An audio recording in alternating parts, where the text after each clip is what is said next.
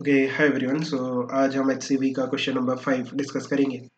So it says which of the following particles will have a minimum frequency of revolution when projected with the same velocity perpendicular to the magnetic field।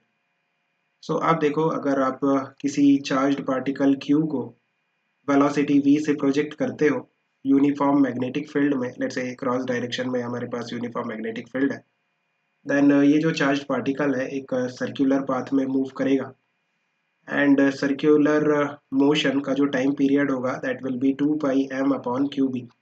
ये आपको directly याद रखना है और use करना है, time period for the circular motion of a charged particle in uniform magnetic field.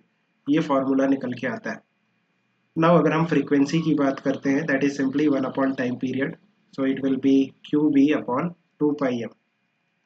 Now आपके पास जो ऑप्शंस दे रखे हैं, electron, proton, helium ion and lithium ion. आप देखो इलेक्ट्रॉन पे जो चार्ज होगा दैट विल बी 1.6 इंटू 10⁻⁻19। हम चार्ज के मैग्नीट्यूड की बात कर रहे हैं। प्रोटॉन पे भी इतना ही चार्ज होगा, लिथियम एंड हीलियम।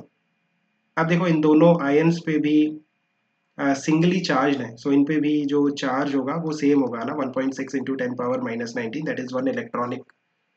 एक इलेक्ट्रॉन पे जो चार्ज होता है वही चार्ज होगा। We are talking about the magnitude, हम चार्ज के मैग्नीट्यूड की बात कर रहे हैं। सो इन सभी पार्टिकल्स के लिए जो चार्ज है वो सेम है। बेसिकली चार्ज का मैग्नीट्यूड सेम है। यहाँ पे आपको चार्ज का मैग्नीट्यूड लेना होता है बिकॉज फ्रीक्वेंसी जो है वो पॉजिटिव रहेगी, वो नेगेटिव नहीं हो सकती। दैट्स वाई यहाँ पे आपको चार्ज का मैग्नीट्यूड लेना होता है, जो कि सभी चारों पार्टिकल्स के लिए सेम है।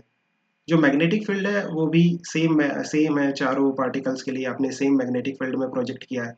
ये जो 2 पाई है दिस इज कांस्टेंट, सो ये भी काइंड ऑफ सेम है चारों पार्टिकल्स के लिए।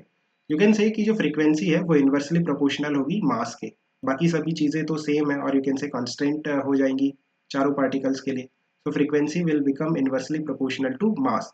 अगर आपको फ्रीक्वेंसी मिनिमम चाहिए देन आपको मास को मैक्सिमम लेना होगा।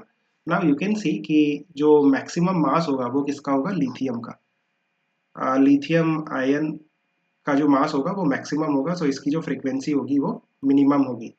सो which option? Option D, right? Lithium ion will have minimum frequency. Hope you have understood. Keep working hard. Best of luck.